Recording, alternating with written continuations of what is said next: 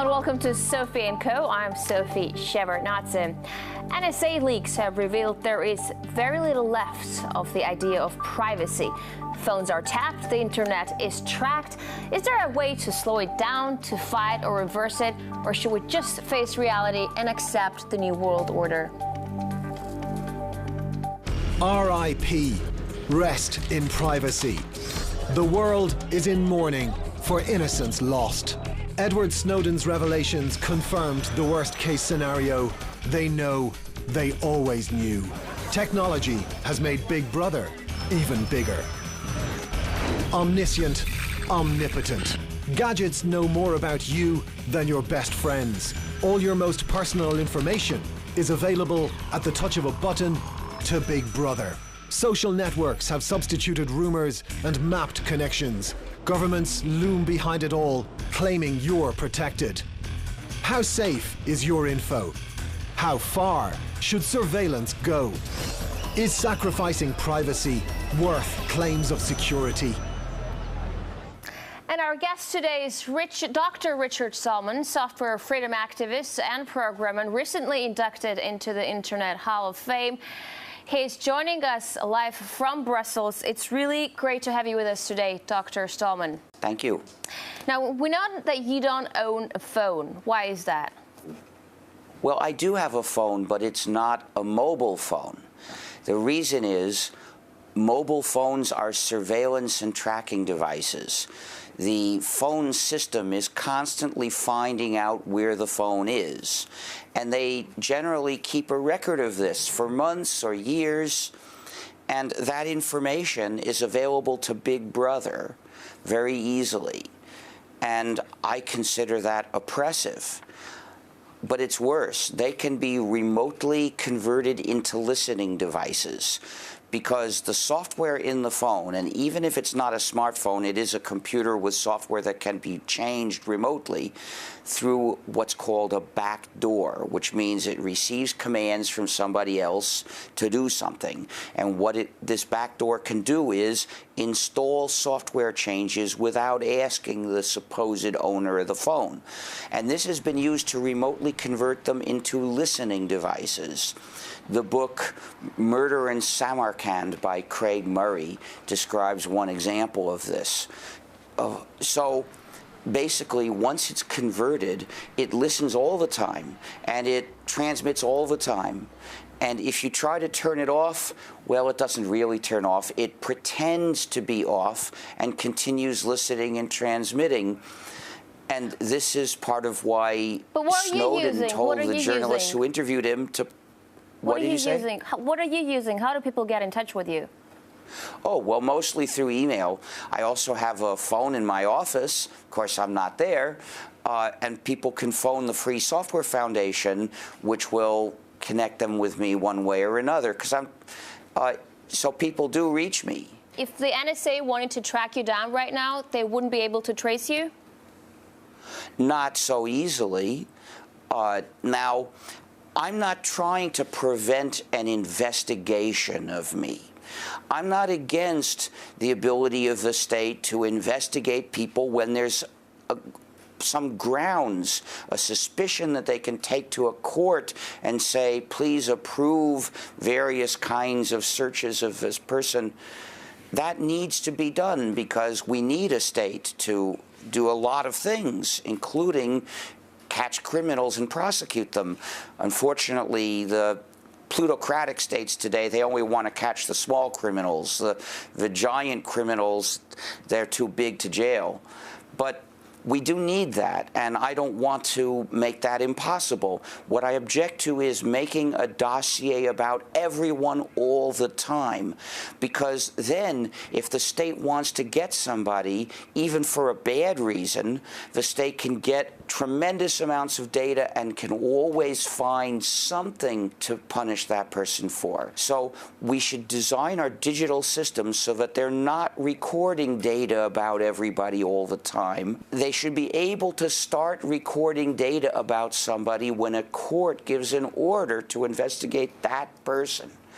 But they shouldn't make a giant dossier of months or years of information about everybody, because that starts to resemble what secret police did, and I guess in effect still do in lots of countries. But you've been saying this for many, many years. I mean, you've been talking about PRISM-like programs like 5-10 years ago. Snowden made that point right now, and everyone's like up in the air with it and like going crazy about his revelations. Well, because he proved.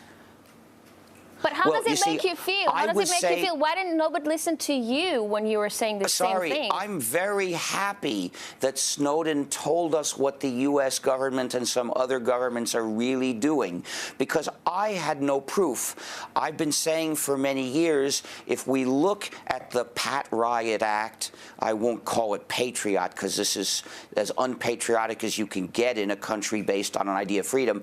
I said, look at this. I would guess that they are collecting all the data about everyone regularly, so, fast enough that none of it gets erased between collections.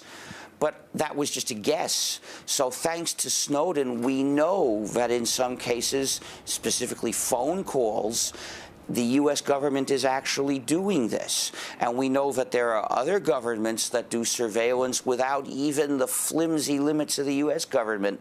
So I'm tremendously happy to see that Snowden has called the public's attention to this injustice, because our cause now has more momentum. We might, maybe, be able to stop this. So how far can a surveillance system with such political support and as gigantic as this be rolled back? I don't know. You see, this depends on you. This depends on the people who are watching. So I'm not interested in asking, are we going to win? Can we win? I'm interested in doing whatever I can to win. Our freedom is at stake, and this is true for people all around the world. I would guess that every country is increasing surveillance through digital technology to a level that is unprecedented in the world's history. Mm-hmm. And unless we had a great insufficiency of surveillance before, we should regard this as intolerable. We must start rejecting the so-called Internet services that demand to know all about us. So don't use Facebook, for instance. But can I tell you something, though? Can I tell you something? There are some services that are important, and we need to make sure that the surveillance that they can do talk about Facebook of a little people bit in general later. is limited. But I really need to tell you something. When this whole surveillance scheme was uncovered, okay, everyone was in shock. I was disturbed. Like, we're talking, oh my God, we can't believe we're being listened to and everything we do is being looked after. But at the end of the day, everyone is like, okay, so there's nothing we can do about it. We're being listened to, and we continue using Facebook. We continue using those gadgets because, we're thinking, well, if we're not doing anything wrong, people around me, I'm just saying people around me, because people keep thinking, well, we're not doing anything wrong, so what's wrong about being looked after? First of all, this idea that if you're not doing anything wrong, you have nothing to hide is ridiculous. Lots of people have things they want to hide from somebody. Some people, for instance, are gay, and in certain countries, they might get prosecuted for that. So lots of people have, but you might think that you do something that your boss wouldn't like if he knew. Like maybe he wouldn't like what party you vote for. So lots of people have reasons not to want everybody to know everything about them. With total surveillance, though, the state knows everything, and some companies know everything, and they can tell whoever they want. Mm-hmm. So if you want to have the possibility of some privacy someday, you had better join the fight now, because now a bunch of other people are joining the fight. Now is the moment where you can make a difference. If you wait until the day you wish you had some privacy and then try to do something, well, that day you will be one of the few people doing it, and that won't be enough you've got to help make a critical mass when other people were doing it, and that's now. But what if you end up like Assange or Snowden? I mean, we're looking at these guys, and they're, you know, outcasts that are trapped, and they're facing heavy legal charges. Well, they're not outcasts. No, Assange is not an outcast. Millions of people, including me, admire him. And Snowden is not an outcast. Millions of people in the U.S. and elsewhere admire him. But they're so limited in his life. So please don't exaggerate. They have been besieged by the empire, but not defeated. But they're so limited in their life, in what they do. They decided to take these risks for our freedom, but they can't win by themselves. It's up to us to carry the fight forward. Mm-hmm.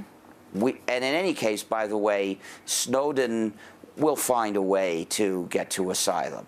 Mm-hmm. Companies and the government, how close are they? Like, could there be one without the other? Who's driving the relationship there? Well, there's no simple answer, but they work hand in hand. In the U.S., thanks to the Pat Riot Act, all the data that companies collect about people, they are required to turn over to the FBI without even a court order. The FBI just has to say, we want this data. We say it's relevant to something. And then the company has to turn it over secretly. So anytime a company is collecting data about you, it's collecting the data for its own purposes, but also for the state. So we must consider that corporate surveillance of us is a part of state surveillance. Of course, they're both bad. I don't want companies to have tremendous amounts of information about me either. And I generally don't use the services that would give them that information. You know, you've said earlier, don't use Facebook, talking about the social media, I mean, the platform people use to communicate with each other online. I mean, it's not all that bad, right? Because, I mean, I wouldn't have never been... Yes, it's horrible. Is it really? Facebook is a monstrous surveillance engine. What's the alternative? Use Facebook. Is there an alternative When people to it? take photos of me, I say, please don't put photos in Facebook. In my at the beginning of my speeches, I say, if you take a photo of me, please don't put it in Facebook. But what's an alternative for Facebook or other social media? Sorry, an alternative? Well, are you demanding an alternative that's very similar to Facebook? Because that's not my alternative. My alternative to a nasty system is I just don't use it. No, I'm just saying that Facebook wasn't... If you start from the premise, I have to use one of those four things, so even if they're all nasty, I'm going to pick one, well, you're basically deciding to lose in advance. So I don't use Facebook, and I don't want an alternative to Facebook. But Facebook I use the same so many alternative people, to Facebook that I was using 10 years ago. I mean, I know people who've been saved by a mere tap of a share button. It's a good thing, no? So what? That people are connected throughout the world. Sorry, people can be connected in lots of ways. But from what I've read, by the way, the book Alone Together is very interesting. What people do in Facebook is they carefully construct a false picture of themselves. All right, Richard, we're going to take a short break. But coming up next, what's more important than success, and is free necessarily popular? Stay with us.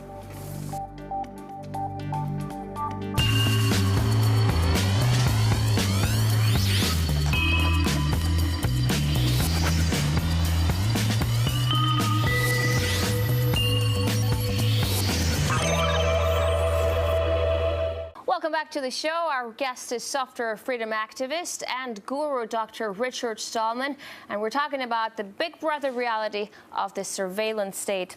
So I gather Steve Jobs and Bill Gates aren't exactly your heroes, but do you acknowledge their contribution in bringing so many people together, creating this global community? I mean, they've embraced and nurtured innovation, huge progress. Malicious technology can't be excused if it has some good effects. Now, we've got to realize that, first of all, Microsoft's and Apple's software are proprietary. That means the users don't control the program, rather the program controls the users. Well, that's an injustice. And that's the existence of proprietary software, although it wasn't for Microsoft or Apple back then, is why I started the free software movement. In addition to setting things up so that they control the program and the program controls the users, then they started putting in malicious functionalities that spy on users, intentionally restrict users, and there are even backdoors in that software. So literally speaking, Apple's software and Microsoft's software are malware. And Windows 8.1 we're calling Windows Prism Edition because it's designed to require people to send data to Microsoft servers. And of course, Microsoft will hand over any of that data to the US government on request. So it puts the users in Prism. This is the nastiness that's the natural result of letting a company have control over the software that the users are running instead of the users themselves. So no, I wish they hadn't done anything. Although I realize somebody else might have done it if they hadn't, that's no excuse for their doing it. Now, can free software generate the same level of digital innovation that proprietary software has done? I don't know. I think it's a secondary question. I think freedom is more important than innovation. And when you look at a lot of the innovations that proprietary software generates, they're harmful. Like the Xbox One, which has a camera that's designed to determine who's in the room, how many people they are at least, and whether they're looking at the Xbox. Now, that's an innovation, one that we shouldn't stand for. Of course, the Xbox is nasty in lots of ways before that. But this is an example of how it's a mistake to make innovation our goal. Mm-hmm. But do you feel like people have voluntarily traded their freedom for gadgets and form? Well, partly yes, but remember that companies are steering them by saying you can have this convenience, but only if you let us be nasty to you in that way. And yeah, people who are not sensitized to the issue, they might say yes, but there's no fundamental reason why this convenience has to require that nastiness. It's that a company figures maybe they can get you to accept that nastiness by attaching it to this convenience. Now, if we had control over how things were built, we could have this convenience in most cases without that nastiness. Sometimes it's difficult, but mostly they're connected artificially. Now, so the point is, we need more control over our technology. Now, you've said innovation shouldn't be the primary goal, it's secondary. Does this mean that personal success should also not be the people's priority? I think it's a mistake. I'm aiming for something higher. I want to live a life I'll be proud to have lived. But on the other hand, not everyone by their nature is a freedom fighter, right? You can want personal success and be a decent human being. Who knows? I mean, I wasn't a freedom fighter until 1983. And if you'd met me in 1970, you would never have guessed that I had it in me, and I wouldn't have thought I had it in me. So anybody can surprise herself. Mm-hmm. Can you ever see free software superseding or even replacing proprietary software? I don't know. It depends on you, basically. Depends on when you have a practical decision to make, whether you say, oh, I'll use this proprietary program because it does something for me that I want to do today, or will you say, no, I won't use it because the price is my freedom and that's too much to pay. But all I'm asking is that if the free software is all that great and it's out there, why do so few people use it? Partly because of social inertia. You'll notice that most PCs are sold with Windows already in them. Well, that's a current flowing toward Windows, and most people let themselves be carried by this current. Schools are teaching people proprietary software, whether it's from Microsoft or Apple, doesn't matter. They're both bad. The point is that with so much current artificially generated, people have to swim against it if they want to get to freedom.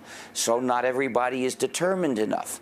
So we in the free software movement, we try to make it easier for people. We try to change the current. Will we win? Who knows? The point is, let's do our best. Your key project is the GNU project, aimed at giving people complete freedom over their software. You launched it in 1984. 30 years down, would you say it has been a success? Partly. Lots of people use the GNU operating system because GNU is an operating system. And your computer, no computer will do anything without an operating system in it. In fact, millions of people are using the GNU system, but mostly they don't know it because they think it's Linux. Linux is actually one essential component that's used in the system today. So it's really GNU plus Linux. So yes, we achieved our initial goal, and we've had a considerable success. We haven't liberated everybody. You know, Kim.com says he wants to encrypt half of the internet.